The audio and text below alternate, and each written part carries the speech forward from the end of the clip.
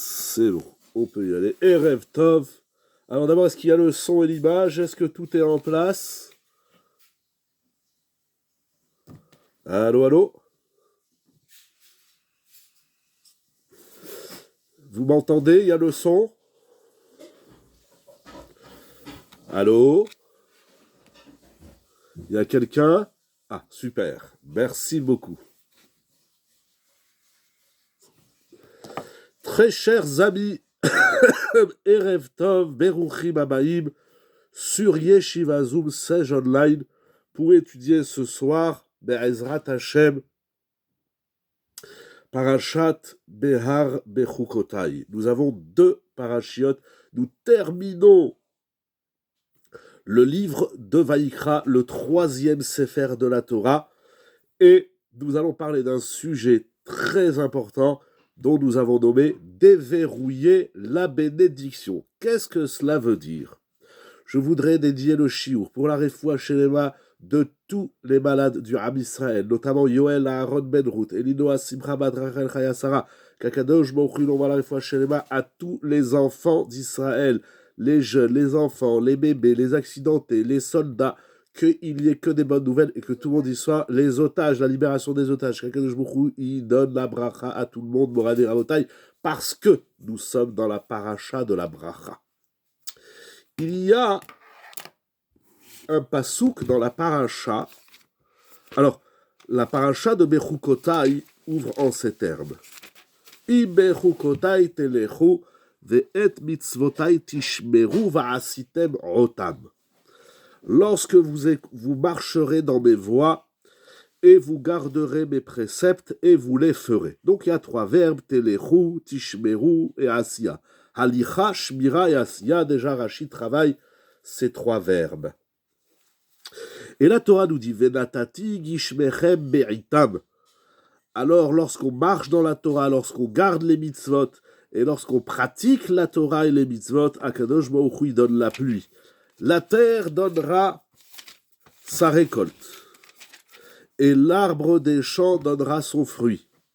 Vous aurez l'abondance d'Aïch, Batsir, Zara, et vous mangerez votre pain à satiété, la sova, et vous habiterez sur votre terre, vous y serez installés avec sécurité.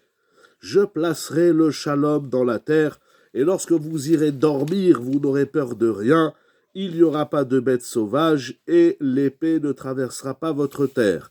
Vous poursuivrez vos ennemis, et ils tomberont devant vous sous l'épée. Je me tournerai vers vous, et je vous fructifierai, je vous multiplierai, et je dresserai mon alliance avec vous. Et vous mangerez, encore manger, et je placerai mon sanctuaire parmi vous, et je ne vous répugnerai pas, et je marcherai avec vous, il dira même dans le Gan Eden, et je serai pour vous un Dieu, et vous serez pour moi un peuple. Je suis l'Éternel, votre Dieu, qui vous a fait sortir d'Égypte, de l'esclavage, et j'ai brisé le joug de l'esclavage, et je vous ferai marcher la tête haute. Donc voilà, nous avons lu les 10 psukim, 10 premiers psukim de la paracha, et ensuite, ve'im lotish be'uli, et si vous ne m'écoutez pas et vous ne faites pas mes mitzvot, alors la Torah du verset 14 au verset 46 va nous parler du programme de ce qu'on appelle les malédictions, les klalotes, si chasve shalom, on ne respecte pas les commandements et la volonté d'Akadosh Baruch Hu. Donc les 10 premiers psukim parlent des brachot, et les psukim qui suivent, une trentaine de versets, nous parlent des klalotes. Alors ce soir, nous allons parler de la bracha.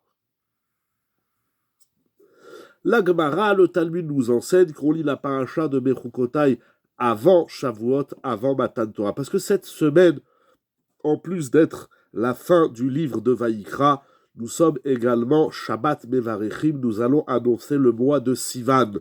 Et le mois de Sivan, c'est le mois de Matan Torah. Donc toute l'année, c'est écrit dans les Sfarim Akdoshim, toute l'année dépend du mois de Sivan dans lequel il y a Matan Torah. Parlons de la bracha. Pourquoi? Pour 2 points. Premièrement, les klalotes, les malédictions, ça fait plus peur à personne. On est dans une ère, dans une génération où ce qu'on appelle Yirat Ha'onesh, la crainte de la sanction, ne nous fait plus peur. Quand on dit à quelqu'un, mais si tu transgresses Shabbat, tu vas mourir, si tu voles, alors il va t'arriver ça, et si tu manges pas kasher, ton estomac il va exploser, etc. Et c'est tout ce qui est écrit dans la Torah, ça nous fait plus peur. Et c'est dramatique, parce que Yirat Ha'onesh, c'est le début de la ira, de la crainte. Donc, la Torah nous dit clairement, je sais pas, on croit en Dieu ou on ne croit pas en Dieu? On croit en la Torah ou on ne croit pas en la Torah? C'est une question qui traverse mon esprit depuis un certain temps. Dans la Torah, c'est écrit clairement, si vous ne faites pas la Torah, il y aura des malédictions. C'est écrit clairement dans la Torah, Moraï Vera Botaï. Mais ça ne nous fait plus peur. On pense qu'avec le bon Dieu, on peut s'arranger. Donc on ne va pas parler des malédictions parce que ça ne sert à rien. Ça ne sert pas à rien, bien évidemment, c'est écrit dans la Torah, mais il faut comprendre, en tout cas, le premier effet de la lecture des malédictions, allez dehors et dites aux gens, vous savez, si vous ne faites pas Shabbat, vous allez tous crever, c'est écrit dans la Torah. Les gens, ils vont dire, oh là là, vous êtes trop sévère, vous êtes fermé, oh là là, il faut de l'ouverture, il faut de la tolérance, voilà, tous ces discours qui, malheureusement, dégradent les propos de la Torah. Deuxièmement, nous allons parler plutôt des bénédictions, des brachot. Pourquoi? Je pense, c'est personnel, que la bracha, aujourd'hui, on n'en est plus sensible. Plus, on en est davantage sensible. Tout le monde cherche la bracha. Tout le monde cherche l'abondance. Tout le monde cherche le shalom et tout le monde cherche le bonheur le plus absolu sur terre. Et d'ailleurs, la Torah, là aussi, il faut de la émouna dans la Torah. La Torah nous dit clairement, si vous faites la Torah et les mitzvot, comme on l'a lu dans les psukim, il faut lire ces psukim. Si je pouvais, je vous dirais de les lire au moins les 10 premiers psukim de la paracha de Bechukotai tous les jours, parce que la Torah, elle promet la bénédiction dans tous les domaines de la vie pour qui avance dans les lois de la Torah, garde les lois de la Torah et pratique les lois de la Torah. C'est écrit clairement, noir sur blanc. On n'a pas été chercher des midrashim ou des enseignements talmudiques ou de Kabbalah. C'est écrit noir sur blanc dans la Torah. Celui qui veut la bracha, il n'a qu'à faire ce qui est écrit dans le Chumash, dans la paracha de Bechukotai. Tout le monde cherche la bracha, dans tous les domaines, la santé, la parnassa, le shalom bayit, les enfants, l'exil, la paix, etc., etc., dans tous les domaines de la vie. Et d'ailleurs, nous avons 3 fois par jour la prière. Pour les messieurs, c'est au moins 3 fois par jour. Pour les femmes, c'est minimum 1 fois par jour.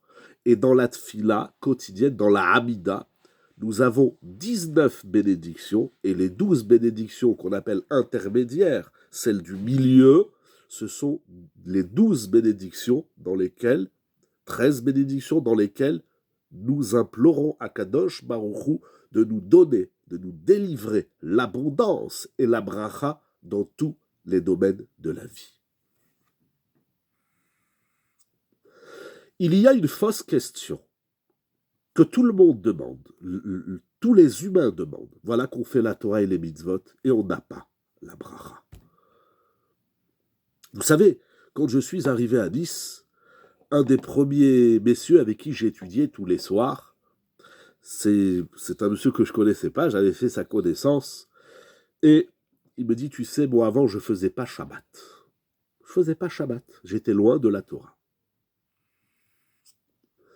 Et un jour, un religieux est rentré dans mon magasin et il m'a dit, si tu fais Shabbat, tu vas gagner encore plus d'argent. Il m'a dit, j'avais 4 boutiques sur l'avenue Jean-Messin, la grande avenue de Nice. J'avais 4 magasins. J'ai fermé Shabbat, j'ai fait faillite, j'ai dû mendier et à la fin, il a ouvert un petit biou-biou. C'était pas sur l'avenue Jean-Messin. C'est une fausse question, c'est pas à laquelle nous allons répondre ce soir. Mais j'utilise cette question, un levier pour ouvrir le chiour. Si on parle de décongeler et de débloquer la bracha, nous allons voir qu'en vérité la bracha, nous l'avons. Mais la bracha, pour la savourer, il y a une condition. En d'autres termes, c'est nous-mêmes qui obstruons l'épanchement de la bracha. La bracha, on l'a. Je parle d'abord de manière générale, après on verra si on parlera des cas particuliers. Quelle est la mida, on va dire ainsi, qui bloque la bracha? Qu'est-ce qui fait que la bracha ne vient pas? On veut la bracha dans tous les domaines, mais on sent qu'il y a quelque chose qui bloque, qui obstrue, qui fait écran. Ce soir, nous allons apprendre ensemble, Bezrat Hashem, comment débloquer la bracha. Quelle est la serrure, la clé qui va ouvrir la serrure pour laisser la bracha rentrer en nous, en nos demeures, en nos familles, etc., etc. Il y a quelque chose qui bloque la bracha. Parce que avoir la bracha, ça ne suffit pas. Faut-il encore qu'on puisse avoir accès à la bracha et en profiter? Parce que la Torah nous dit clairement, si vous faites la Torah et les mitzvot, vous aurez la paix, le shalom, il n'y aura plus d'ennemis, il y aura la pluie, il y aura l'abondance, etc., etc., etc. Donc c'est écrit. La Torah ne dit pas n'importe quoi. La Torah, elle est divine. C'est Hachem qui parle, et Hachem dit, si tu fais la Torah, tu as la bracha. Les gens, ils disent, moi, je fais la Torah, je n'ai pas la bracha. Alors, il est où le problème? Le problème, il ne peut pas être dans la Torah. Vous me suivez, Rabotai? Ok. Quel est l'élément qui bloque la bracha? Qu'est-ce qui fait que la bracha ne rentre pas chez nous, en nous et chez nous? Qu'est-ce qui fait? Comment c'est possible? La Torah, elle dit clairement, si tu fais la Torah, tu as la bracha. On le dit aussi tous les jours dans le schéma, au moins 2 fois par jour, si ce n'est pas 3. Le deuxième passage du schéma, si tu fais la Torah et les mitzvot, tu auras l'abondance. On le dit aussi dans le schéma. Et si tu fais pas la bracha, eh bien, Kadosh Baruch Hu, il va se fâcher. C'est écrit, on le dit, c'est écrit 1000 fois dans la Torah. 1000 fois. 1000 fois, c'est écrit dans la Torah. Au moins, il n'y a pas un mot dans la Torah, un verset dans la Torah qui n'est pas synonyme de bracha. Alors, comment ça se fait qu'on fait la Torah et qu'on n'a pas la bracha? Comment c'est possible? La Torah, elle ne dit pas n'importe quoi, chas vechalila. Donc, c'est qu'il y a quelque chose qui bloque la bracha. Quelle est cette chose? Première question. Pour répondre à cette question, non pas seulement en termes intellectuels, ça veut dire de limoud, mais même en termes... Pardon, mais qui peut affirmer faire la Torah? Très bonne question. Qui peut affirmer faire la Torah? Celui qui fait la Torah. Shabbat, c'est Mekor Aberacha. Comme on dit tous les vendredis soirs, Lechadoni Nikrat Kalap et Kihi Mekor Aberacha. Il y a des mitzvot qui sont particulièrement synonymes de bracha. L'atzdaka, c'est la bracha. C'est écrit clairement. Il y a des mitzvot qui sont, où j'ai envie de dire que tout leur enjeu, c'est la bracha. Il y a des mitzvot, c'est un peu plus loin, mais en tout cas, toutes les mitzvot, je fais les mitzvot. C'est écrit, la Gemara dit tout celui qui fait ça, il aura la bracha dans ci, et celui qui fait ça, il aura la bracha dans ça. Il y a aussi des textes de la Gemara et de la Torah écrites qui nous disent et celui qui fait pas ça, il va mourir, et celui qui fait pas ça, il va se prendre des coups, et celui qui fait pas ça, il va tomber malade. C'est écrit clairement dans la Torah, c'est Mefourash. Alors vous vous dites, très bonne question, qui est-ce qui peut dire qui fait la Torah? Ben, j'ai envie de dire celui qui fait la Torah, ça veut dire. Je prends un exemple, je sais pas, on va prendre un exemple, Ilchot Lashon Hara. Ben, celui qui n'a pas étudié Ilchot Lashon Hara, c'est sûr qu'il transgresse. Le Chafetz Chaim, il écrit dans son livre Shmirat HaLashon. Les gens, ils cherchent des ségoulottes. Et ils cherchent des, comment on appelle ça, des brachot chez les tzadikim. Il écrit clairement. Alors, que celui qui étudie les lois du Lachon Hara et il les pratique, il aura la bracha dans le Olam Hazé et dans le Olam Haba. Dans ce monde-ci et dans le monde qui vient dans le Olam Haba. Donc celui qui étudie le Chot Lachon Hara, eh bien il sait comment on pratique les lois de Lachon Hara. Kashrut, celui qui apprend la halacha. Shabbat, c'est sûr, celui qui n'apprend pas, il ne peut pas se prétendre faire Shabbat, Kashrut, etc. Mais celui qui apprend et qui va dans ce sens d'apprendre, d'évoluer, au moins une fois dans sa vie, il faut étudier les lois du Kiddush, les lois de Borer, trier, les lois de Moukhtse, les lois de Michoul. Si j'ai appris la halacha, au moins la base, vous savez, la halacha, c'est la base, c'est le minimum. Les gens, ils pensent que la halacha, c'est le maximum. La halacha, c'est le minimum. Si j'ai pas appris la halacha, comme c'est écrit dans le Rama dans Ilchot Brachot. Vous savez, il y a une halacha qui dit que lorsqu'on ne connaît pas la bénédiction qu'on doit réciter sur un aliment, alors on fait la bracha de Sheakol Niya Midvaro. C'est écrit dans les poskim que cette halacha qui dit que lorsqu'on ne connaît pas la bénédiction qu'il faut faire sur un aliment, on dit Sheakol, c'est dit seulement pour quelqu'un qui a étudié la halacha. C'est-à-dire, j'ai étudié la halacha, et j'ai un doute, quelle bénédiction on fait sur ce fruit, sur cet aliment. Aujourd'hui, les aliments, ils sont composés, il y a plein de choses dedans, la soupe, les compotes, les gâteaux, les glaces, c'est tellement composé, on ne sait plus quel bracha il faut faire. Alors celui qui a étudié la halacha et qui a un doute, il peut dire Sheakol Niya Midvaro. Mais celui qui n'a jamais étudié Ilchot Brachot, il n'a pas le droit de dire Sheakol Niya Midvaro à chaque fois qu'il a un doute sur un aliment. C'est écrit clairement dans la halacha. Donc celui qui n'a pas pris le chod brachot, il fait n'importe quoi. Il fait des brachot. Vous savez combien de gens ils disent Adama sur un avocat? Bon, c'est pas le pire, parce que maximum, mais un avocat, ça pousse sur un arbre. Vous savez combien de gens ils disent Boré Periaetz sur un ananas? Il y a des gens qui pensent que l'ananas, ça pousse sur un arbre. Combien de fois j'étais dans des repas, et je prends l'ananas, Boré Periaetz. Tu fais Boré Periaetz, mais ça pousse sur un arbre. Tu dis, tout tu sais, tu l'as vu. L'ananassier, tu l'as vu? Non, alors pourquoi tu inventes? Voilà. Eh ben non, un ananas, ça pousse au sol, et ainsi de suite. Celui qui ne connaît pas la nature, celui qui n'a pas appris la halacha, il va faire n'importe quoi. Mais celui qui a appris la halacha, c'est sûr, on peut toujours apprendre, évoluer, faire plus, faire mieux. Il rote tes filines pour les messieurs. Mais celui qui n'a pas appris le rote tes filines, il se rappelle, qu'est-ce qu'on lui a appris à sa bar mitzvah? Depuis la bar mitzvah, il met les tefilines comme la bar mitzvah, comme à 20 ans, à 30 ans, à 50 ans, à 90 ans. Il n'évolue pas. Une fois dans sa vie, il faut apprendre, il rote tefilin. Les gens, ils ne savent pas. Les gens, ils parlent. Est-ce qu'on peut répondre au Kaddish entre le tefilin de la main et le tefilin de la tête? Etc., etc. Be'ezrat Hashem, je fais un peu de publicité, mais pour la nuit de Shavuot à la Yeshiva, qu'Akadosh Baruch Hu nous donne les kochot, Be'ezrat Hashem, on va étudier ce sujet de bracha levatala. Le nombre de bénédictions qu'on fait pour rien ou mal, c'est intéressant. Très bien. Donc, bien sûr que on ne peut pas dire qu'on fait bien toute la Torah. Mais on peut dire, voilà, j'ai appris le Chot Shabbat, je fais attention, Kli Rishon, Kli Sheni.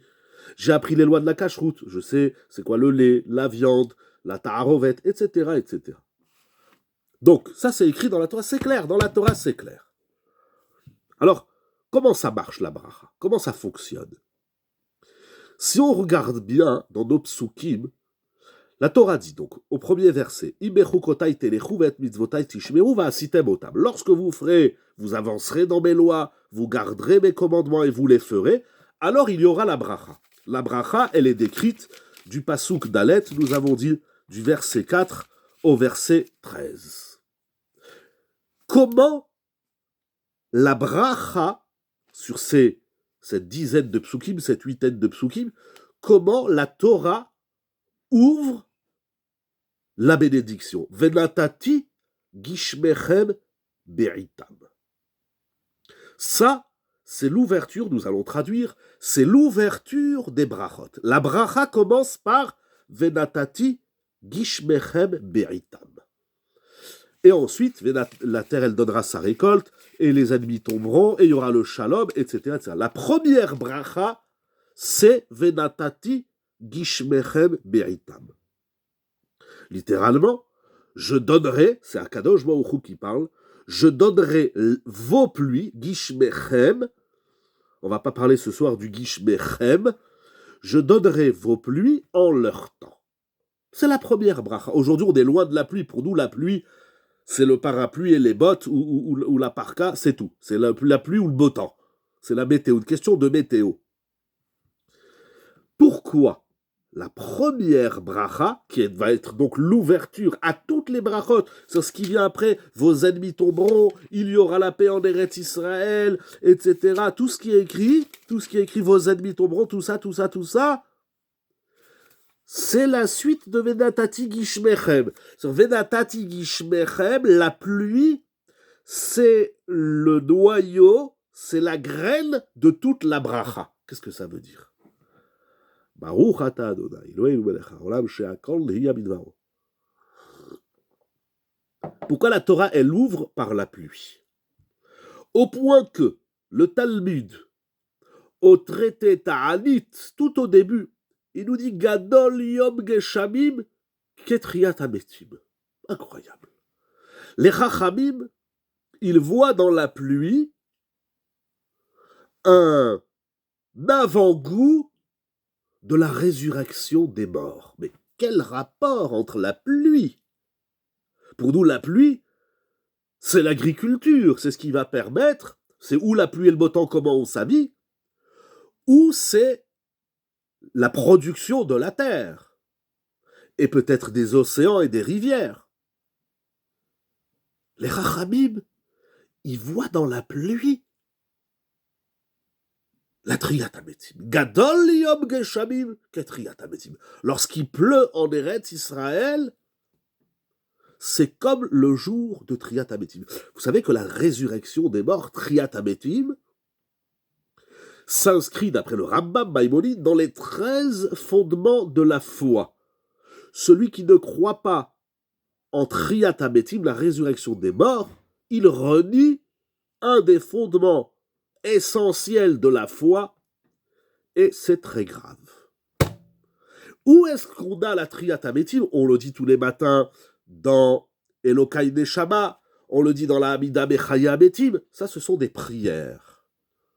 Mais dans la vie, dans le monde, dans notre vie, où est-ce que nous voyons, nous apprenons le concept de Triat Hametim? C'est la pluie. Incroyable. Alors cette pluie, est-ce que la bénédiction de la pluie concerne aussi la galoute? Tout à fait. Nous allons voir, mais comment en quelques mots la Triat Hametim se matérialise, s'il vous plaît. On va essayer de voir. Alors, question par question.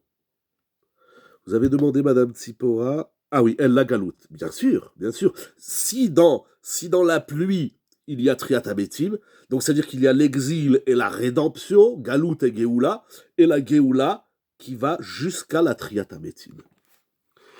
Mais hier, vous posez la question, comment en quelques mots, on a Triat Hametim? C'est ça que vous avez demandé. Si j'ai bien compris votre question, je crois que j'ai pas bien compris votre question. Mechila, c'est quoi votre question, Meyer? Pardon, Rav, je prends la parole. Avec plaisir. Simplement, en toute ignorance, comment ça se matérialise concrètement, Triat Hametim? Alors, il y a la notion, il y a la Emouna d'un côté, Besséder, mais d'un autre côté, comment ça se matérialise concrètement? Quand on dit on croit à Triat Hametim, on parle de quoi? Il va se passer quoi? Ah, alors regardez, comme c'est un sujet qui est très long, il y a le début de le dernier chapitre de traité Sanhedrin, le Rambam, il a écrit sur ça et beaucoup de Sfarim, mais succinctement, Triat Hametim, comme il dit Rabbi Yonatan Eibeshitz dans son livre Yaharot Dvash, il y a deux Triat Hametim. Il y a la Triat Hametim dans le Olam Hazé et il y a la Triat Hametim dans le Olam Haba. En simple, Triat Hametim du Olam Haba, ça veut dire dans le futur. Est-ce que ce sera avant la venue du Mashiach ou après la venue du Mashiach? Ce sont des grandes discussions. Mais à un moment donné, les morts, les corps vont se lever. Akadosh Baruch Hu, il va réinsuffler un souffle de vie dans les corps et les morts vont se lever. Pourquoi? Comment? C'est tout le programme de Triat Hametim. Je dis, c'est un long sujet. Mais il existe également Triat Hametim dans le Olam Hazé.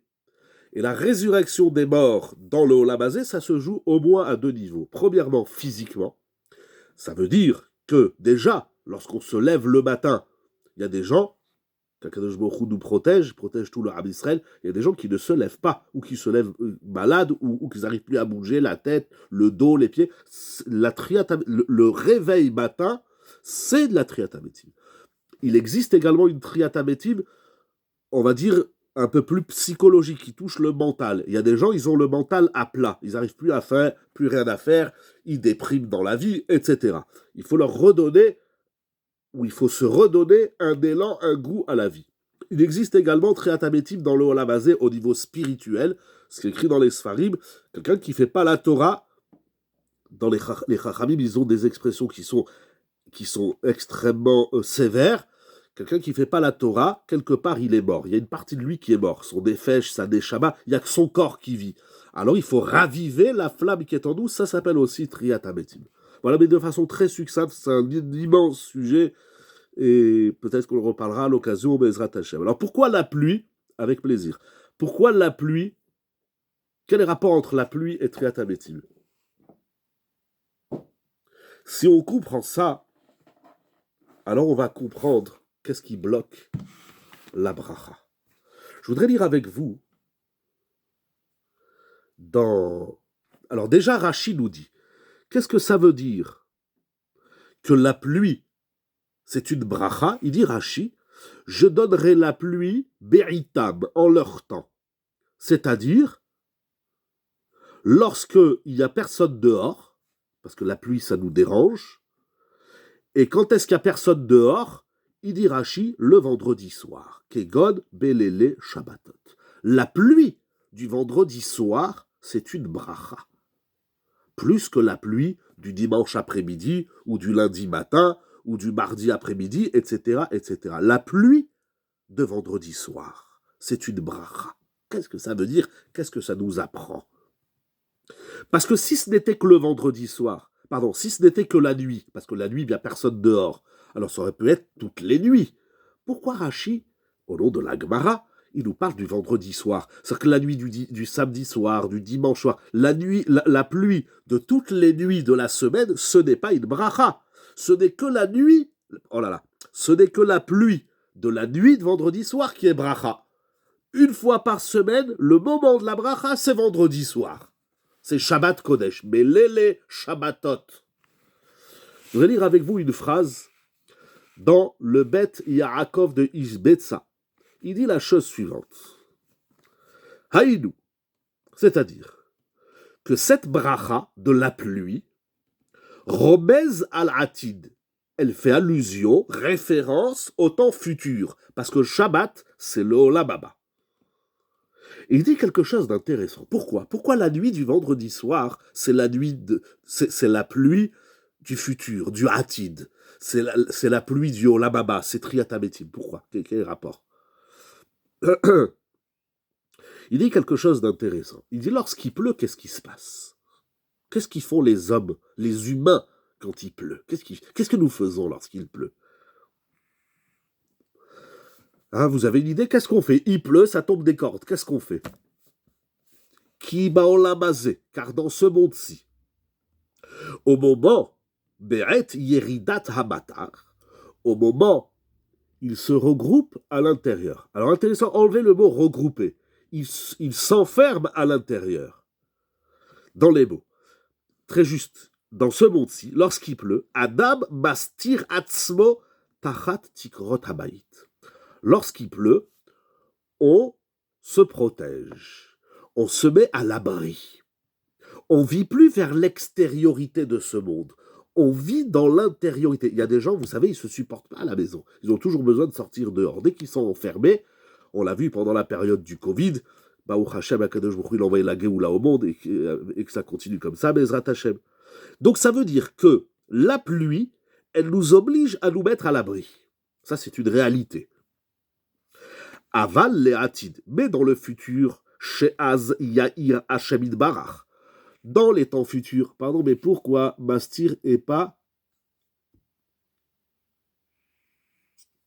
exactement, très juste, Madame Bokara. On va essayer d'expliquer. Je ne vais pas aller tout à fait dans ce sens, mais pardon, j'ai pas vu votre question, Meyer. Ma question, c'est pourquoi mastir? Mastir Pourquoi pas Machatmo ou Machnis? Pourquoi mastir? On se cache. C'est plus qu'on se met à l'abri. On se cache. On se cache de la pluie. Il y a un danger pour se cacher. Pourquoi il y a un... Non, mais il y a un danger. Il y a la pluie. Quand il y a la pluie, on se cache. Et puis aussi, on entend le tonnerre, c'est l'occasion de faire bracha. Exact. Exact. Mais on ne va pas parler du tonnerre et des éclairs. On se cache. Quand il pleut, on se cache. Se mettre à l'abri, ça veut dire qu'on on va aller vers l'intériorité des choses. Esther, c'est pas obligatoirement se cacher d'un danger. C'est vivre de l'intériorité. Ok? Mais dans les temps futurs où Akadosh Baruch Hu scintillera, éclairera, et se dévoilera Tovat HaGeshem, le bonheur, l'intérêt de la pluie, et l'homme veillez l'Adam Tfisabo. Et l'homme, il comprendra quelque chose dans la pluie. Az yarshok Adam sheyemata. Alors l'homme, il désirera la pluie. Qu'est-ce que ça veut dire? Déjà, dans un premier temps, c'est une analyse fort intéressante. C'est que la pluie, elle nous oblige à voir qu'est-ce qui se passe à l'intérieur. On vit beaucoup à l'extérieur, le travail, les activités, la vie mondaine, etc. Mais on oublie qu'il y a une vie de l'intérieur, un nistar. Dans ce monde-ci, il y a deux aspects. Comme Akadosh Baruch Hu, des fois il est galouille et des fois il est nistar. Dans l'homme aussi, il y a l'aspect dévoilé, il y a ce que vous voyez de moi, il y a ce que je vous montre de moi, et il y a le nistar, et il y a ce qui est enfoui, caché à l'intérieur de moi-même. C'est comme ça dans les événements de la vie, c'est comme ça dans la Torah, c'est comme ça dans l'homme, c'est comme ça dans toute chose dans la vie. Il y a l'extériorité, la chitzoniout, et il y a l'intériorité. Alors vous avez dit, je vais le dire très vite, vous avez dit Madame Bocara très justement, mais je ne vais pas aller dans ce sens. Mais je vais quand même expliquer ce que vous avez dit, c'est que Geshamim, ça vient du mot Geshem. Geshem, c'est la matière, la matérialité. Donc lorsqu'il pleut, en vérité, la pluie, elle va nous sortir de la matérialité, dans cet exercice chitzoniout, pnimiout, extériorité, intériorité. Parce que lorsqu'il pleut, on ne peut plus être à l'extérieur, on est obligé de revenir vers l'intérieur. Et ça, dans son aspect le plus total, le plus absolu, c'est les Hatid Lavo, c'est Shabbat, c'est l'Olam Haba. À notre échelle et dans l'Olam Hazé, qu'est-ce que ça veut dire? Ça veut dire que pour avoir la bracha, la pluie n'est pas la seule intervention divine pour revenir vers soi. C'est vrai.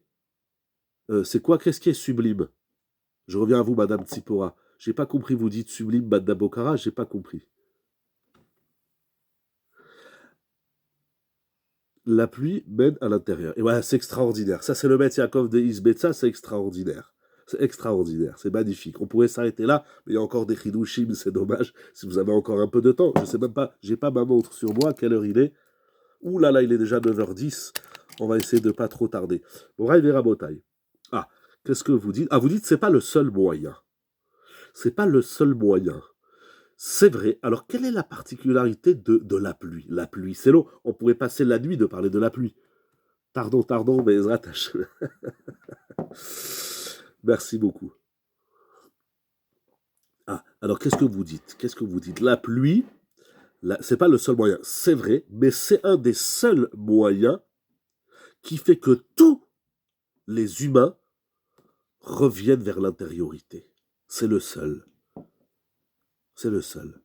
Que tout le monde, quand il pleut, tout le monde rentre. Même celui qui est dehors, il se cache ou il s'enfouit dans son parapluie, dans sa capuche.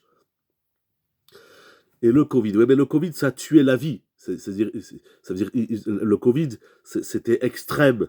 Parce que peut-être qu'on n'a jamais fait ce travail. Alors tantôt, à Kadosh Baruch Hu, il a fait que. Bon, je ne sais pas, Adil Oda. Mais en tout cas, ce qui est clair, c'est que le Covid, c'était pas une situation, entre guillemets, normale.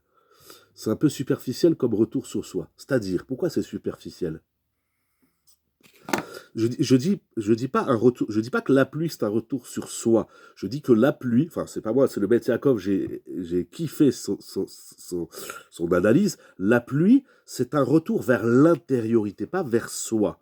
La pluie, c'est un retour vers l'intériorité. Et cette intériorité, la pnimiout, il faut qu'on la retrouve dans tout, dans la Torah, dans l'être, dans les relations, dans tout objet de la vie, dans le sens du monde. J'ai pas dit que c'est un retour vers soi, c'est un retour vers l'intériorité du soi et de tout. Pourquoi? Parce que quand il pleut, on ne vit plus à l'extérieur.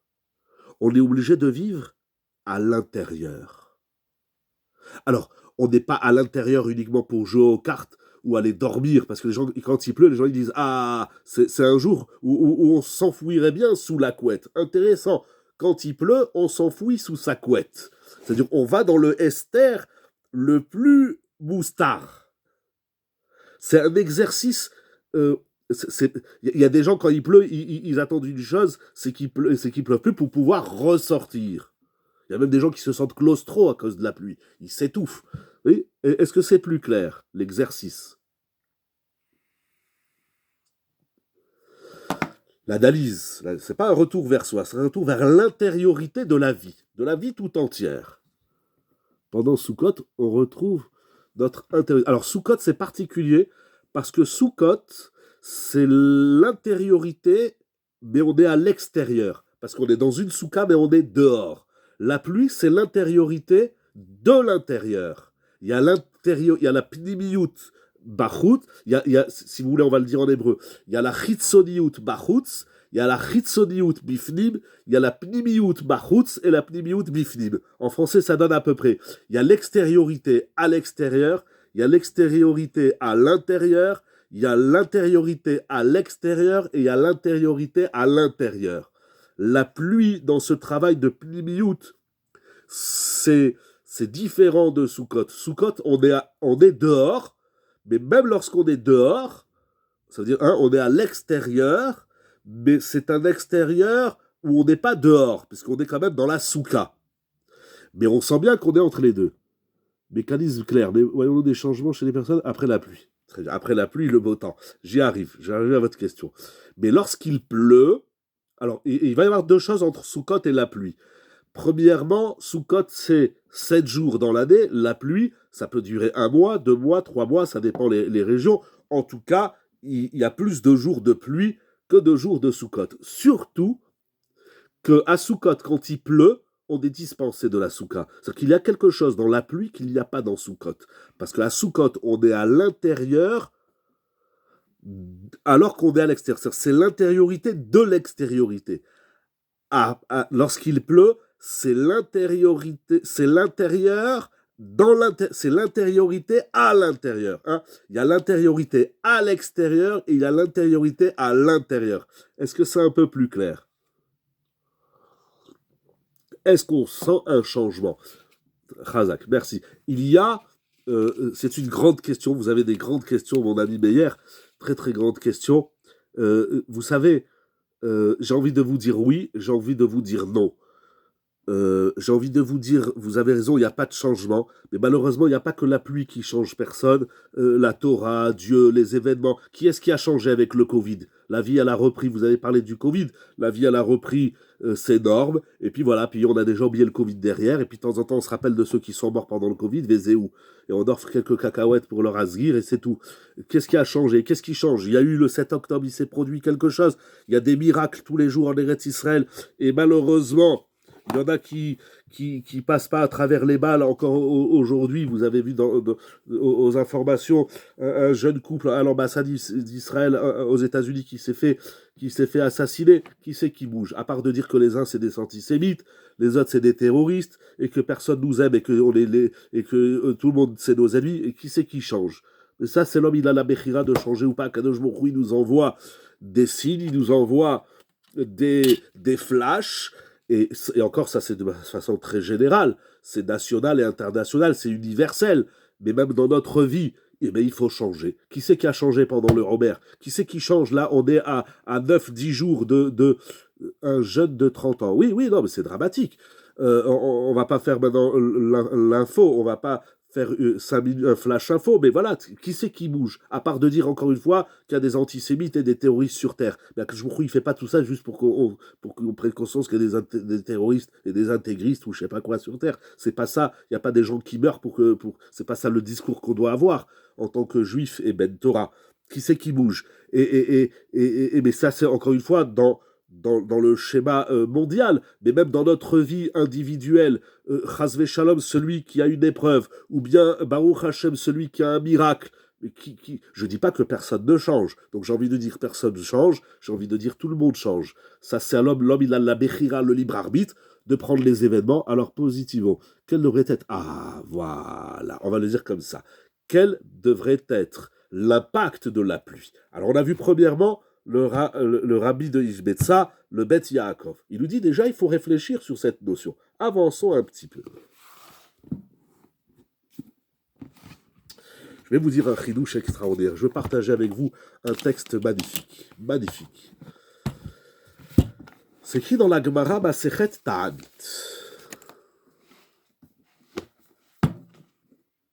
Pardon, il faut que je fasse la place pour les livres. Alors, la Gemara dit la chose suivante.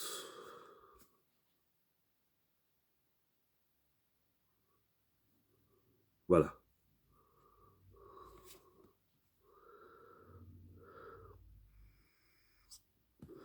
Je ne peux pas tout dire, alors il faut que je cherche. Voilà. La Gemara, c'est Gemara dans Masechet Ta'anit Daf Chavdalet Amud Bet et dans Yoma Daf Nun Bet Amud Bet.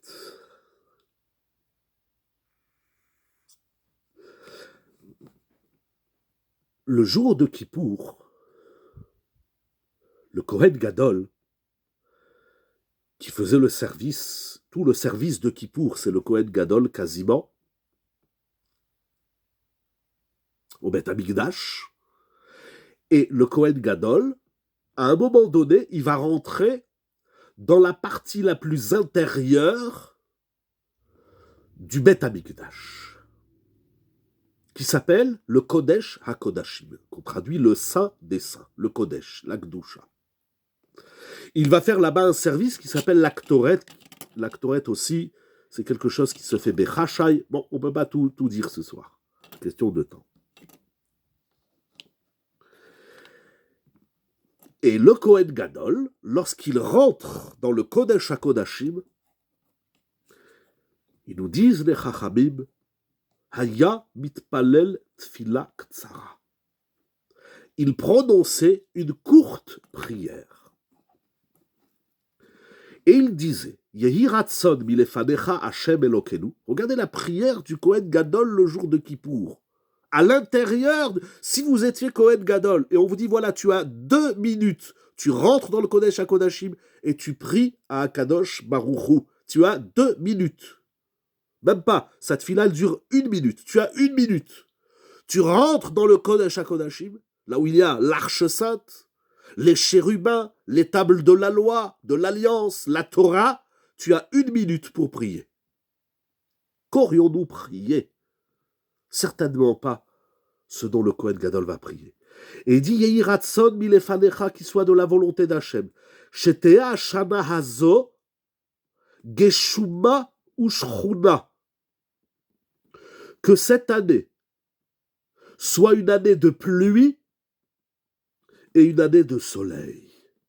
Shchuna, ça veut dire chama, chaude. Voilà. Première partie de cette fila. Nous allons voir, il y a 3 parties. La fila du Kohen Gadol le jour de Kippour, il y a 3 phrases. Première phrase, Shete yehi ratzon milefanecha Hashem Elokenu, Shetea shana hazo geshuma. Donc c'est-à-dire que le premier mot que le Kohen Gadol prononce, c'est la pluie. Geshem, geshuma. Ensuite, il va dire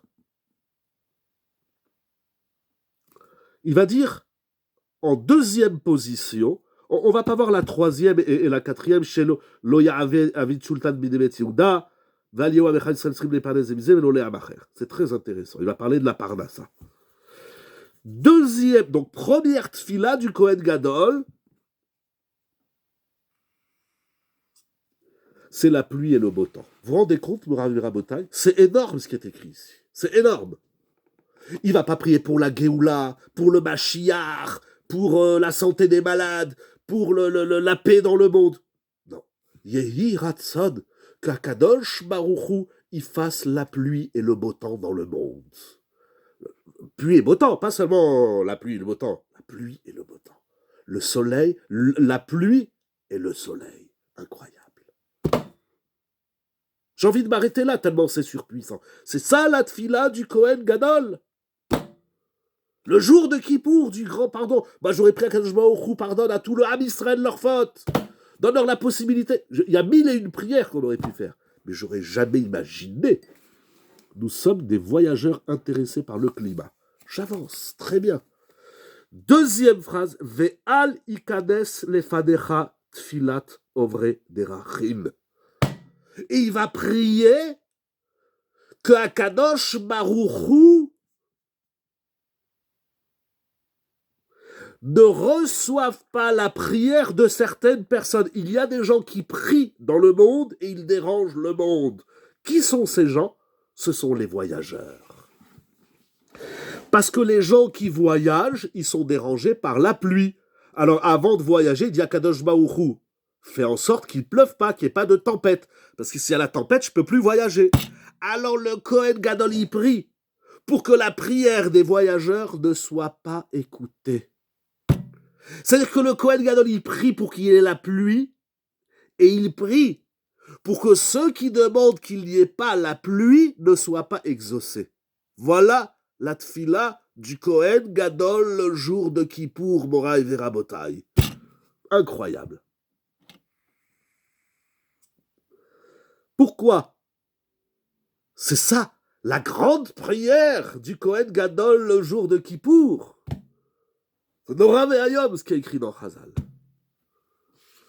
Pour comprendre cela, juste avant ce passage, la Gemara, elle rapporte un ma'asé, les gens du voyage.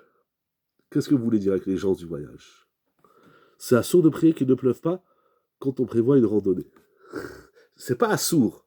Mais Hachem, il ne va pas vous répondre parce qu'il y a le Kohen Gadol à Kippour, il a dit... Pardon, je reviens à vous tout de suite, Madame Bokhara, parce que le Kohen Gadol à Kippour, il a dit à Kadosh Baruch Hu, n'écoute pas la prière de ceux qui demandent qu'il n'y ait pas de pluie. C'est pas assourd. Ça s'appelle pas Tfilat Shavan, Ilo Yodea. Je sais pas. C'est Nora Vayom, je sais pas. Bonne question. Qu'est-ce que vous dites, Madame Bokhara? Sans cela, la Tfilat des majeurs serait supérieure à celle du Kohen Gadol. La Gemara, elle touche un peu votre question. La Gemara, elle touche un peu cette question. À travers un maasé de Rabbi Hanina ben Dosa que nous allons voir tout de suite.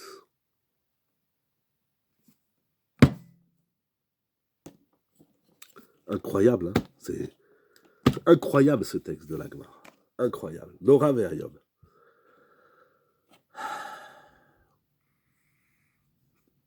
Incroyable. Vous avez des très bonnes questions, mais je suis tellement choqué par le contenu de la tfila du Kohen Gadol. Je suis choqué. Je suis vraiment choqué. C'est tout ce que les Chachamim, ils ont trouvé pour la prière du Kohen Gadol. Oui, c'est la pluie. Brave Rabotai, il se cache ici quelque chose d'énorme. La Gemara, elle ramène... J'ai répondu à toutes les questions, où il y a des questions qui ont flashé sur le pari que j'ai pas vu. Mais Chila, je vous demande pardon si j'ai pas vu ou répondu à toutes les questions. N'hésitez pas à renvoyer ou à prendre le micro.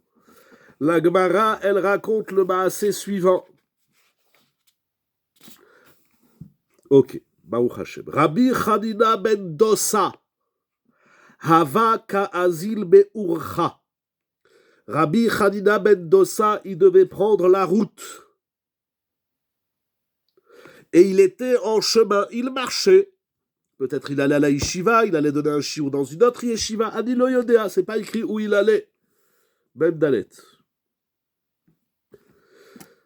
Et voilà que tout d'un coup, Ata Mitra, la pluie a commencé à tomber.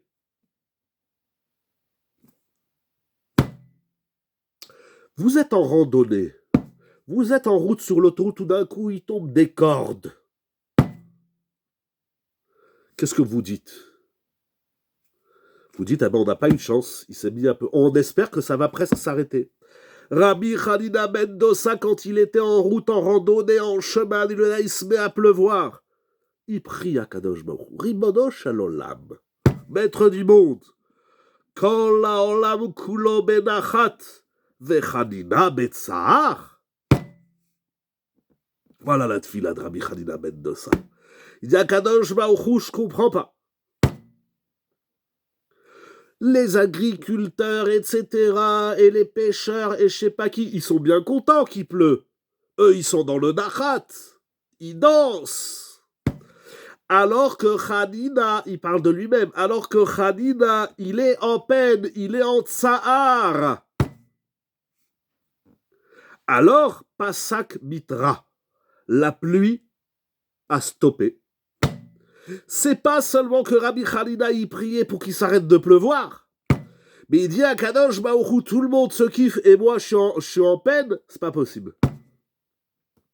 Il s'est arrêté de pleuvoir. Qui mata les bêtés. Et lorsqu'il arrive chez lui à la maison, Amar les fanav, il a dit à Kadosh Baruch Hu, il y a un problème, maintenant je suis chez moi, je suis tranquille. Mais les autres qui voulaient la pluie, ils sont Betsahar.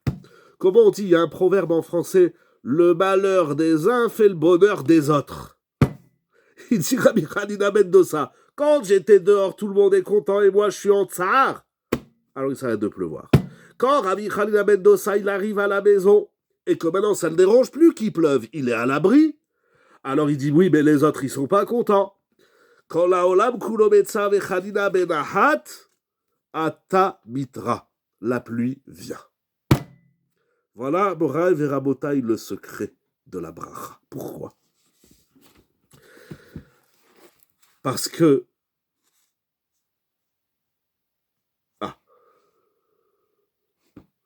je vais vous lire quelques phrases dans le Baal Shem Tov qui travaille cette Gemara. Et il dit la chose suivante. Pourquoi Rabbi Hanina ben Dosa, il a besoin de dire tout le monde se la kiffe et moi je souffre? T'as qu'à dire tout simplement, la pluie, elle me dérange. Premièrement, tu dis à Kadosh Baruch Hu, la pluie me dérange. Tu dis pas à Kadosh Baruch Hu, pourquoi l'autre, il est content et moi je suis malheureux? Qu'est-ce que tu regardes chez l'autre? Dis tout simplement, la pluie, elle me dérange. Qu'est-ce que tu as besoin de dire? Le voisin, il est content, sa cité, elle va se remplir et l'agriculteur, ça va lui arroser ses champs. Que c'est quoi ton problème? Qu'est-ce que tu as besoin de regarder chez l'autre? Dis tout simplement, à Kadosh Baruch Hu, la pluie, ça me dérange. Que c'est déjà en soi énorme. Ça te dérange, mais t'avais qu'à prendre tes bottes et prendre ton parapluie ou t'avais qu'à regarder la météo, a dit le Yodéa. Deuxième question. Qu'est-ce qu'il dit Rabbi Hanina ben Dosa? Il dit tout le monde se la kiffe et moi je suis en souffrance. Mais t'as un problème que les autres y kiffent? Ah mais t'es en souffrance, mais les autres ils sont pas en souffrance. Il dit le Baal Shem Tov quelque chose d'extraordinaire, que je vais après essayer de traduire dans mes mots. Rabbi Hanina ben Dosa, la Gemara nous enseigne, toujours dans Ta'anit, que le monde, il est nourri par Rabbi Hanina ben Dosa. Kol ha'olam nizod bishvil Hanina beni. Shvil, c'est un sentier, il nous dit le Baal Shem Tov. Ça veut dire que l'autre, il a la bracha grâce à toi. Tu as prié pour lui, tu as des mérites, et tes mérites, ils se déversent aussi sur les autres. Tu aides l'autre à avancer dans la Torah et les mitzvot, etc. Tout ce que tu fais pour l'autre, fais-le en mode bracha.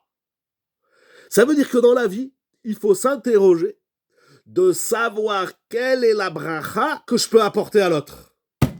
La bracha, ce n'est pas qu'est-ce que je peux prendre pour moi, mais qu'est-ce que je peux apporter à l'autre. Rabbi Hanina ben Dosa, dans l'immensité de sa piété, de sa tzidkout, de sa chassidout, il amenait de la bracha au monde entier. Mais, à moindre échelle, je suis la bracha de ma femme, je suis la bracha de mon mari, je suis la bracha de mes enfants. Exactement, c'est la même Gemara que le vinaigre et l'huile. La Gemara va ramener plusieurs masses, mais là, il nous reste vraiment pas beaucoup de temps, mais Chila pour dire le Yesod. Encore une petite dizaine de minutes. Effectivement. Donc, Rabbi Hanina ben Dosa, lui, à la taille de sa piété, il apporte la bracha au monde entier. Il y a des tzadikim dans l'histoire. La semaine dernière, c'était la Iloula de Rabbi Shimon Bar Yochai, de Rabbi Meir Balanès. Il y a des tzadikim qui sont une bracha pour le monde entier, même après leur décès, même après leur mort. Triyat Hametim, on y revient. À un niveau, mais donc on est dans le paroxysme de la Dehaga Lazulat. Exactement. Et jusqu'où ça va la Dehaga Lazulat, le souci de l'autre, c'est que Rabbi Hanina ben Dossa, il se dit, si tout le monde est dans le Nachat, et moi, c'est dans la tranquillité, tout le monde est content, il pleut. Celui qui est content, les agriculteurs, etc. Mais, si moi je suis en Tsahar, je suis en Rabba, je suis peiné, je suis gêné. Si moi je ne suis pas en Nachat, qu'est-ce qui se passe? Il se passe que je bloque la bracha. Voilà, mon Rabbi Rabotai, le secret. Il le dit. Je vais vous le lire. איך ישפעה אם אני בצער, לא יהיה נחת שלם. ואולי, חס ושלום, לא יהיו גשמי ברכה ונדבה מחמת צער שלי. Il dit, le Baal Shem Tov. C'est Nora Ve'ayom. Moi, j'ai la bracha. Mais quand je vois ta tronche, tu m'as enlevé la bracha. Et même si tu m'as pas enlevé toute la bracha, tu as réduit ma bracha. Et si le concept, c'est l'autre qui bloque... Attendez, j'y arrive. Parce que c'est la phrase que j'allais dire tout de suite. Et si mon tsar bloque la bracha de l'autre, a fortiori qui bloque ma propre bracha. On n'a pas le droit d'être betsar, parce qu'on bloque la bracha de soi et des autres. Ça veut dire quoi? À l'inverse de bonheur, pour l'autre, nous rend vecteur. Exactement. Ça veut dire quoi? Ça veut dire que mon tsahar, ma peine, ma mélancolie, ma mauvaise humeur, bloque la bracha. Rabbi Hanina ben Dossa, il nous dit, le Baal Shem Tov, c'est énorme comme Yesod. Il nous dit, il est en train de dire à Kadosh Baruch Hu, mais tout le monde est content, mais moi je suis triste. À partir du moment où je suis triste, l'autre, il n'est pas content à 100%. Donc, à Kadosh Baruch Hu, je te demande de me mettre, de m'aider, de me mettre dans un état de non-tsahariyut, afin que l'autre, il ait la bracha totale, la bracha pleine et totale. C'est pas merveilleux, mon Rabbi Rabotai. Rabbi Hanina ben Dossa, il veut pas être le frein de la bracha de quiconque au monde. Ça veut dire en quoi le monde n'avait pas la bracha totale, parce que eux ils sont heureux, mais lui il est malheureux. À partir du moment où je suis malheureux, je réduis la bracha du monde. Notre état de tristesse influence tout à fait. Notre état de tristesse, notre état de joie, tous nos états, pardon, excusez-moi, tous nos états ont une influence sur l'autre, bien évidemment. Bien évidemment.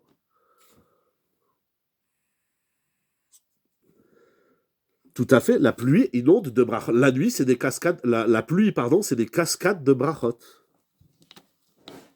C'est ça qu'il faut aller chercher à l'intérieur de nous-mêmes. C'est ça la stara, le mastir atzmo.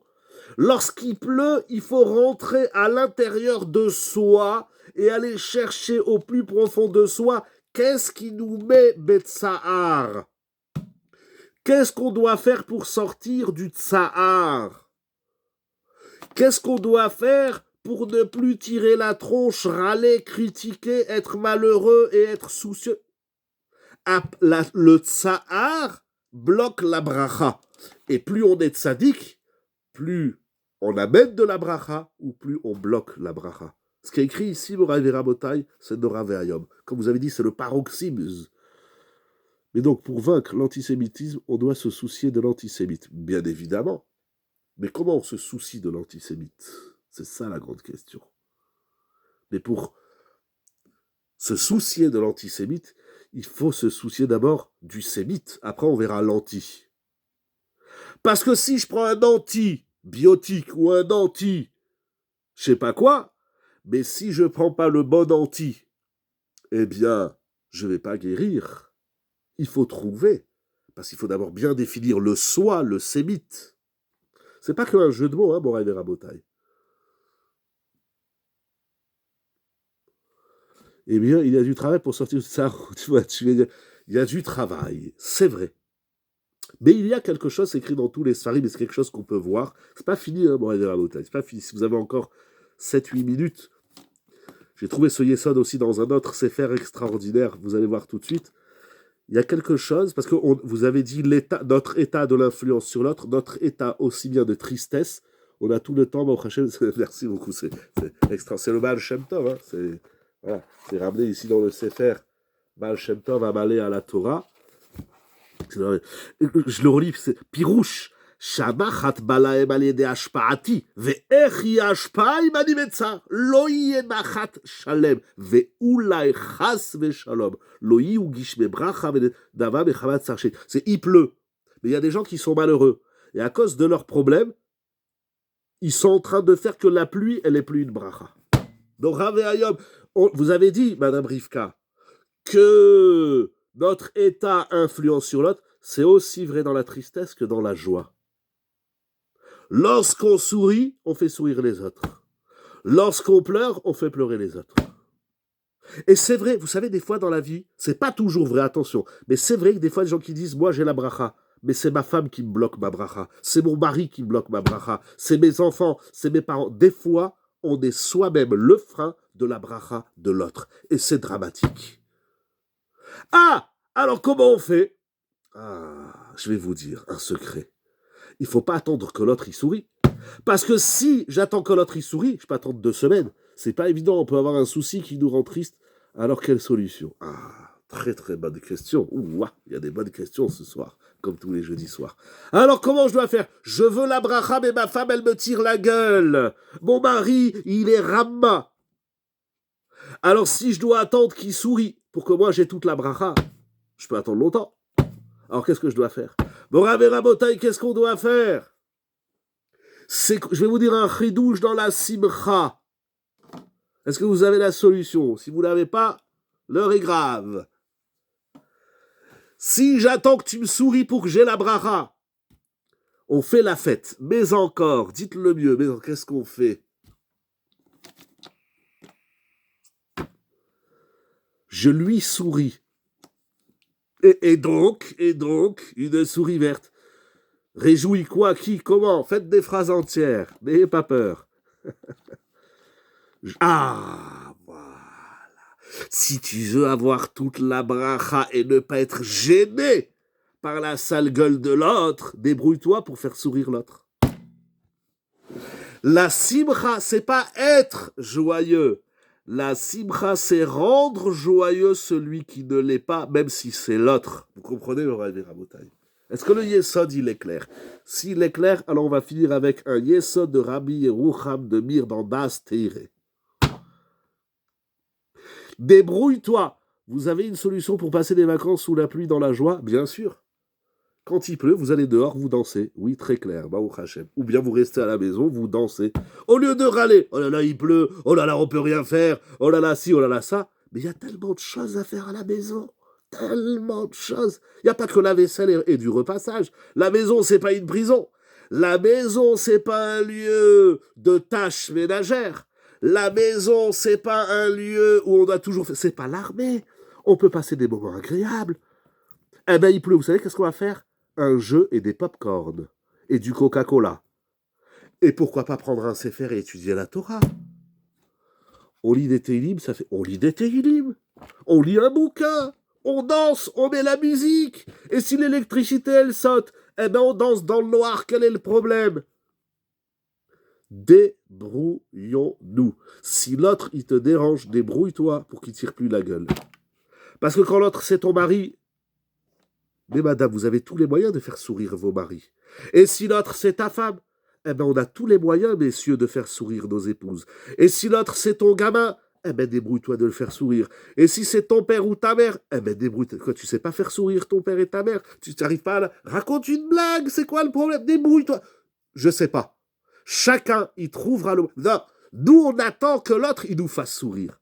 Mais combien de fois dans la vie on a fait sourire les autres? Mais Saméach est à briotte, mais Saméach est à makom. On peut même faire sourire à Kadosh Baruchou. On avait parlé de ça dans les chouïms de Simcha. C'est écrit dans Pirkei Avot. L'humour est donc Kodesh. Bien sûr, Vadaï. Mais c'est l'humour cachère. Dans tout, il faut de la cacheroute. Mais bien évidemment, il y a des humoristes, ou bien faites vous-même l'humoriste.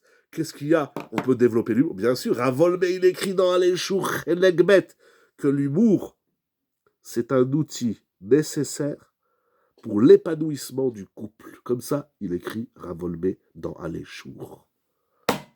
Mais si chaque fois que tu rentres à la maison, c'est pour critiquer ta femme ou ton mari et tes gosses, si c'est pour engueuler tout le monde et blabla, c'est toi que tu les mets. Ah oui, ça, on est les experts pour rendre l'autre malheureux.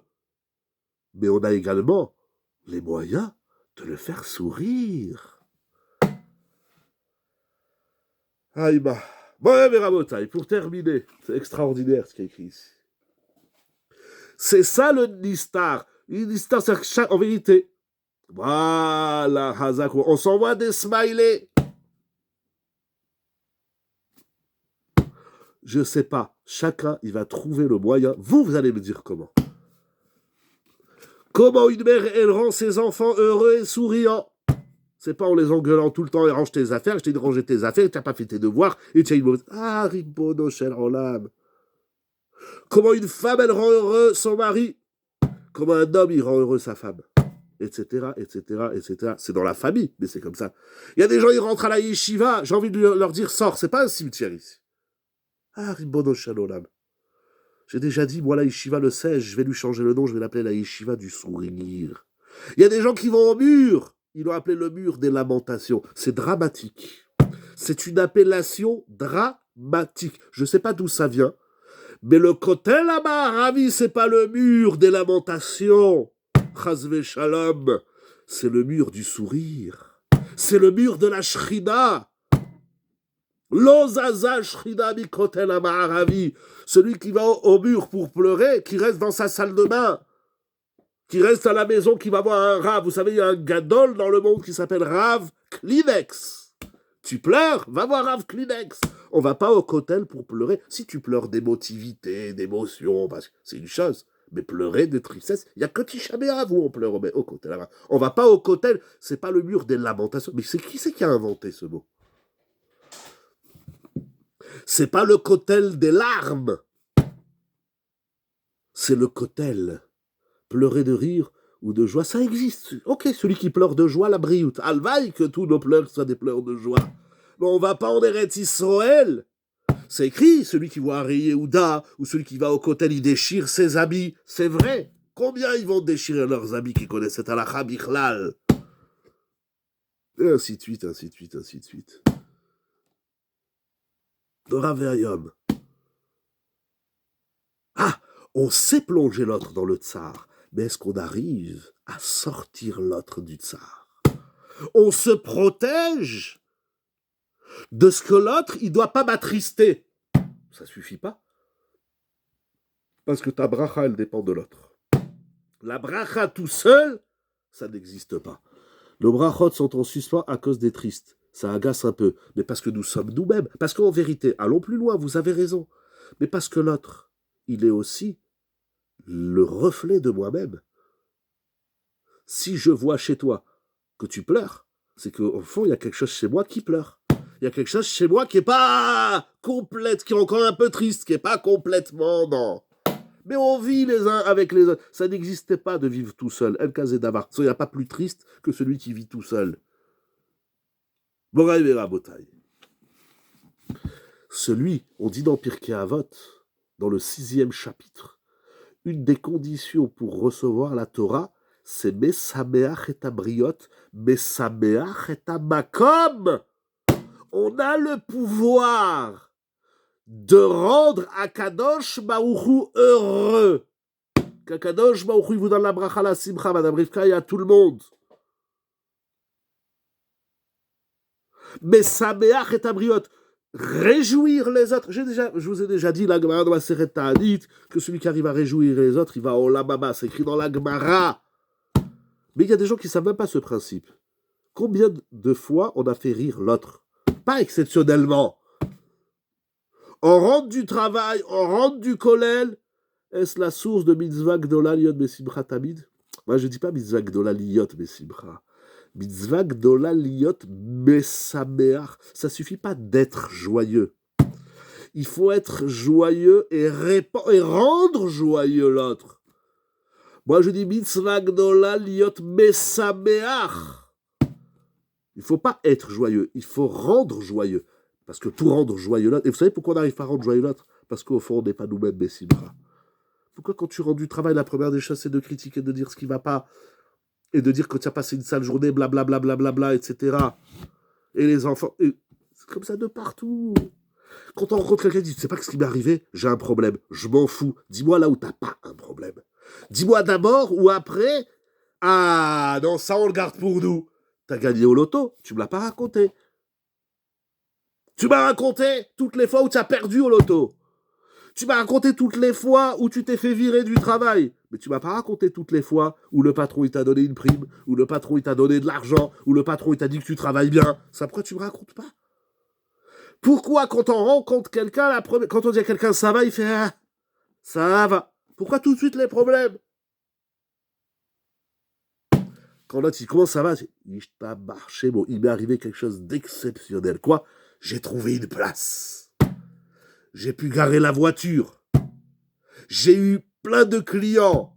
J'ai signé plein de contrats. On ne met pas assez en avant le bonheur de la vie. C'est ça qui bloque la bracha Morav et Rabotai. Pour terminer, les personnes ont-elles peur de partager les joies? C'est dramatique. Pourquoi on a peur de partager les joies? Pour mille et une raisons. Mais une des raisons, c'est parce que moi je suis joyeux et l'autre il est triste. Si je lui dis que je suis joyeux, il va me coller l'œil. C'est idiot. Au lieu de me coller le haïn tova, il me colle le haïn hara. Rav Rabotai, il dit Rabbeinu Yerucham de Bir. Ah, dans Das Teire, dans la paracha de cette semaine. Vaïkra, dans Da'at Torah, page Resh Samervav. Je vais le dire succinctement parce qu'il est tard, mais il dit, c'est écrit dans la paracha de cette semaine, Ve'im telchu imi bekeri. Akadosh Baruch Hu dit, si vous avancez avec moi dans le Keri. C'est quoi le Keri? Vous verrez, il y a 10 000 traductions et Yesodot dans les Rishonim et dans les Acharonim. Il dit Rabbi Yerucham, et alors celui qui fait la Torah, celui qui vit en tirant la vie comme un boulet de canon, c'est le Keri Bikvedut. Sa vie, elle est lourde, elle est pesante. En d'autres termes, même si tu fais la Torah et les mitzvot, mais tu ne les fais pas beratson vesimcha shlema. Parce que s'il faut être heureux dans la vie, il faut être encore plus heureux dans la Torah et dans les mitzvot.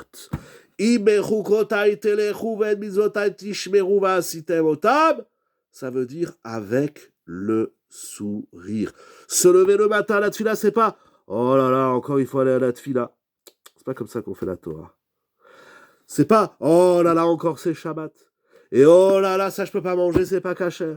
Et oh là là, je peux pas aller là-bas parce qu'il y a des femmes patsniout. Et tout, c'est oh là là, oh là là. Au lieu de vivre dans le oh là là, on doit vivre dans le tralala. Si, il dit Rabbi Yerucham, vous verrez tout le développement, c'est extraordinaire. C'est un chiour qui fait 1, 2, 3 pages, presque 4 pages. Mais il dit, la klala, elle vient lorsqu'on fait la Torah bikvedut. Lorsqu'on fait pas, c'est-à-dire betsahar. Celui qui fait pas la Torah beratzon vesimcha shlema, alors il est au cœur des klalot, il dit Rabbi Yerucham. C'est Baruch Hashem, ce matin j'ai pu mettre les tfilines. Et avec le sourire. Parce que celui qui vient à la choue le matin et qui tire la gueule, qui ne s'est pas encore réveillé, c'est pas bon. Je vais vous dire, vous avez parlé des Teilim, je vais vous dire un Yesod, que pas beaucoup y connaissent, et que ceux qui connaissent mon Yesod, ils ne sont pas d'accord avec moi, mais je m'en fous complet. Il y a des gens, quand ils lisent les Teilim, ils pleurent 10 minutes. Un jour, je rentre à la maison, ma femme, elle est sur le canapé, elle pleure. Je fais, qu'est-ce qu'elle me fait? Je fais des Teilim. Et alors, pourquoi tu pleures? David Amelech, il n'a pas pleuré. David Amelech, lorsqu'il faisait les Teilim, il avait combien? J'ai recensé dans les Teilim, je crois 15, je l'ai écrit quelque part, 15 instruments de musique. Pardon, 14. David Amelech, il mettait la musique à fond quand il faisait les Teilim. Les Nekinot, les Nehilot, Sheminit, Shigayot, Gitit, Mirtam, Ayelet HaShachar, Yedutun, Shoshanim, Alamot, Mahalat, Yonat Ilem, Nevel et Kinor. 14 instruments de musique. Il avait David Amelech. 14. Vous vous rendez compte? Vous voulez que je vous enverrai des références? Teilim Dalet, He, Vav, Zaïd, Chet, Ten Zaïd, Chavbet, Lamet Tet, Samer Bet, Mem He, Samer Tet, Mem Vav, Nun Gimel et Aïn Aleph. 14 instruments de musique pour faire les Teilim. Il avait un orchestre philharmonique de je sais pas quoi, vous saviez ça? 14 instruments de musique, j'ai recensé, peut-être qu'il y en a plus. Et il y en a que j'ai même pas compris qu'est-ce que c'est comme instrument de musique. Donc, celui qui fait les Teilim et qui pleure, c'est pour ça que ça marche pas. Pleure 5 minutes, mais c'est d'air. Et après, tu mets la musique, le violon, la flûte, le piano, allez, mais ce que tu aimes. Mais on fait les Teilim en musique. C'est pas moi qui le dis, Rabotai. C'est David Amelech. 14 instruments de musique. Vous savez ce que ça veut dire? Dora Ve'ayom. C'est Rabbi Roucham de Mir. La klala, c'est quand on ne fait pas les choses Bessimra. C'est le Baal Shem Tov qui a mis en exergue le tsar. Quel est pour vous le déclencheur le plus accessible à la joie?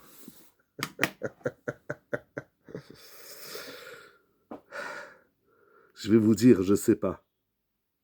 J'ai une réponse froube, c'est la Torah. Lorsqu'on étudie, on est dans la simra. Pourquoi la tristesse de l'un bloque la bracha de l'autre? Je vais revenir tout de suite à votre question. Chacun, il doit trouver qu'est-ce qu'il met simra. Je ne sais plus, on avait fait avec les dames 2 ans et demi de shurim sur la simra, je ne me rappelle plus. Je ne sais pas, chacun, il doit trouver le moyen. Si c'est un bonbon, un chocolat, un instrument de musique, un iloyodéa, je ne sais pas. Moi, quand je suis triste, je me dis, il ne faut pas être triste. Assour d'être triste, assour. Ah, comme vous chantez, mitzvah gedol aliyot besimcha, il faut aussi chanter assour. Avera gedol aliyot betzahar. Pourquoi le tsar de l'un bloque la bracha de l'autre? Parce que quand je suis betzar, je te rends betzar. Et quand tu es betzar, tu n'as plus la bracha.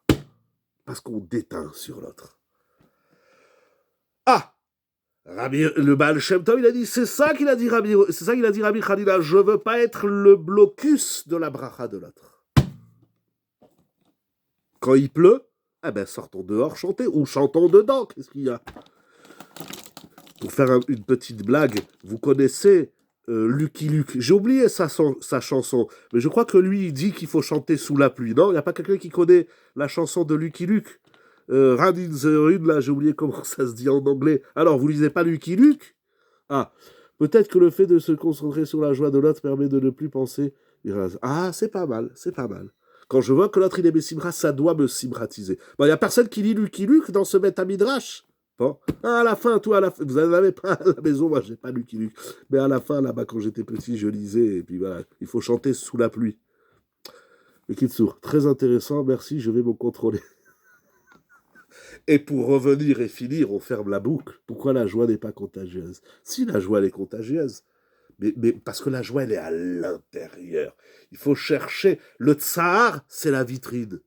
Mais quand quelqu'un est médecin, il fait bon, c'est bon, t'as fini ta crise. Allez, t'as pris 5 minutes, t'as pleuré, t'as chialé, rave Kleenex et rave tout ce que tu veux, rave mouchoir. Ah, maintenant, on avance. Va chercher. Parce que la simra, elle est dans la pnimiout. C'est pas une simra que extériorisée, extériorisante et de l'extériorité. Il faut chercher dans les tripes, dans les abysses de l'être. C'est ça la pluie. C'est ça qu'il a dit le Messie Yankev. La pluie, celle qui nous permet d'aller voir à l'intérieur. Et quand on vient à l'intérieur, ah, sitting in the rain, ah voilà, Chazak. Attendez, je ne comprends pas pourquoi la tsar n'est pas intérieure. C'est supérieur, le tsar n'existe pas. Je vais vous dire, c'est du dimayon. C'est du dimayon. Oui, ça fait mal, des fois ça fait mal. Aïe! Mais quelqu'un qui sort de chez le dentiste, il est là, il dit, ah, j'ai souffert, mais ça va mieux. Alors, pardon, vous voulez renvoyer le texte de Monsieur Lucky Luke? Comme ça, on le chante tous ensemble. Moi, je sais pas jouer de la guitare, dommage. Renvoyez, mais comme ça, on finit le chiour avec Riding, ou si vous voulez nous la chanter. Vous osez pas, la brioche, il faut oser, il faut oser. Bon, ça vient pas. Bon, Rabotai, je vous dis Shabbat Shalom ou Mevorach, que toutes, ce sont, on va pas dire des cascades de brachot, on va dire les pluies de brachot, les tempêtes de brachot. De toute façon, Hachem n'aime pas qu'on soit triste, exactement. Que les pluies de brachot se déversent sur le Ham Israël, individuel et collectif. Sourions la vie, sourions la Torah. Et là, il y aura toute la bracha dans toute sa splendeur. Bon, Rabbi Rabotin, un grand merci, Rabbi Nathan et son épouse, Madame Bokar, merci beaucoup pour tout ce que vous faites, que ça vous amène des cascades de sourires.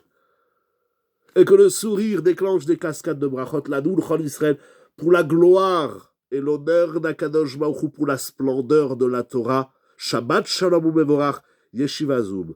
C'est online avec le sourire. Shabbat Shalom. Kol Tuv. Kol Tuv. Kol Tuv.